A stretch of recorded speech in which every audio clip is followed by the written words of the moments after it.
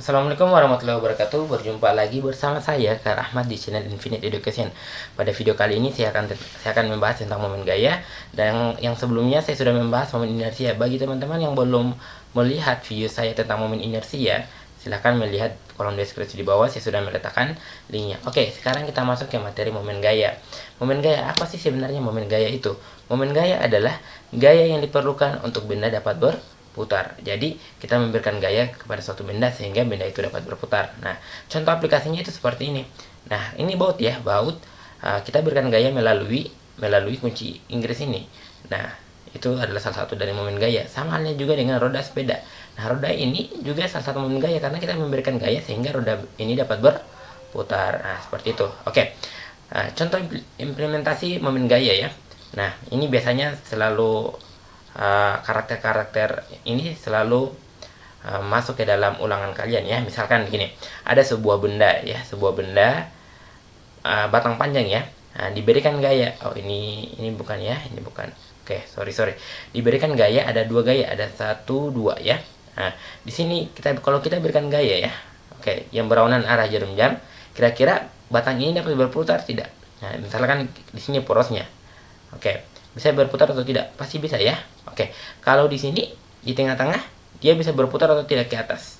Nah, pasti juga bisa. Tapi kalau misalnya kita berikan gaya pas di porosnya, kira-kira dia bisa berputar atau tidak?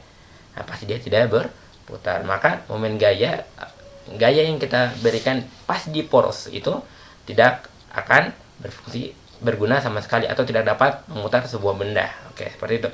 Untuk persamaan momen gaya sendiri ya, itu tau sama dengan, ini tau ya, atau torsi sama dengan R cross F, dimana R ini jaraknya ya, jarak dari poros ke gaya yang kita berikan, dan F ini adalah gaya yang kita berikan. Oke, R cross F atau tau sama dengan RF sin theta, karena cross itu perkalian sinus. Oke.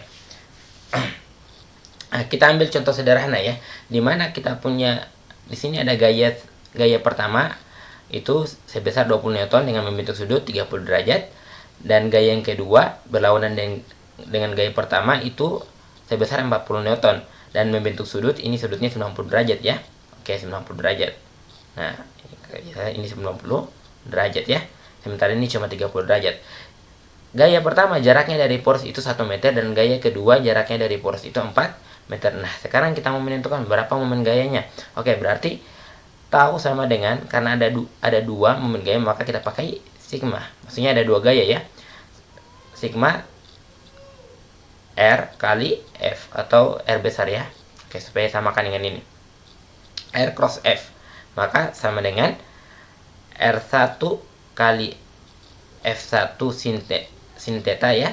Sin 30 derajat. Oke. Dikurang. Kenapa dikurang? Lihat, karena arahnya berlawanan. F1 arahnya ke bawah, F2 arahnya ke atas ya. R2 ini dikurangnya R2 F2 sin berapa derajat? Sin 90 derajat. Sin 90 derajat itu 1. Tidak masalah ya kalau kita tidak menulis sin ini, sin 90. Oke, ini karena sin 90 derajat 1 ya. Oke. R1 kan dia nilainya 1 ya. R1 nilainya 1, F1 itu 20, sedangkan sin 30 derajat. Sin 30 derajat itu 1/2. Nah, seperti itu. Kalau kita mau memakai sin 150 derajat, artinya dari sudutnya ya, dari sin sampai sini 150 derajat juga bisa, karena sin 150 derajat juga itu 1/2. Oke. Dikurang R2 nya kan 4 dikali F2. F2 nya 40. Oke. Sin 90 itu 1 ya. Sin 91 tidak usah kita tulis. Maka ini 10 dikurangi 4 kali 40 itu 160 ya, atau sama dengan min 150 Newton. Min ini menandakan berlawanan arah jarum jam. Oke. Berlawanan arah jarum jam ya. Oke, seperti itu. Oke. Nah, ini adalah contoh sederhana dari momen gaya yang sering masuk ke ulangan semester kalian. Konsepnya hanya ini yang kalian butuhkan ya. Kita harus mengetahui di mana titik porosnya, terus jaraknya berapa dari gaya-gaya yang diberikan. Terus kita harus memahami sudut-sudutnya ya, sudut dari gaya yang kita berikan. Ya, itu harus kita paham. Nah, ini 30 derajat atau bisa juga 150 derajat. Nah, oke. Seperti itu. Nah, sedikit lagi dari saya, kenapa kita harus memakai sin ya? Nah, kenapa kita harus memakai sin? Oke, tidak menutup kemungkinan kita bisa memakai cos. Memakai sin karena, nah, coba kita lihat, perhatikan di sini ya. Misalkan ini ada batang ya, ini ada batang, terus kita berikan gaya. Oke, kan dia membentuk sudut ya. Di sini ya, di sini ada fx ya, fy maksudnya, dan di sini ada, oke, di sini ada fx. Nah, ini gaya yang kita berikan kan. Kira-kira yang membuat benda dapat berputar fy atau fx? Pastinya fy kan, maka fy kalau misalnya jauh dari sudut maka pakai sinus ya, seperti itu ya. Kalau fx kan kita berikan gaya dia tidak dapat berputar ya, sedangkan fy itu dapat berputar. Nah, seperti itu konsep momen gaya, seperti itu. Nah, momen gaya sendiri, rumus momen gaya sendiri bukan hanya ini ya, bisa, saya bawa dulu ke sini. Kalian masih ingat tidak?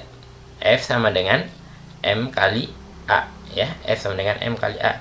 Karena ini kita berbicara tentang momen gaya ya, benda yang berotasi, maka F ini kita pakai, gaya ini kita rubah jadi momen gaya, sama dengan M ini I ya, momen inersia, kali A ini percepatan sudut ya. Nah, seperti itu.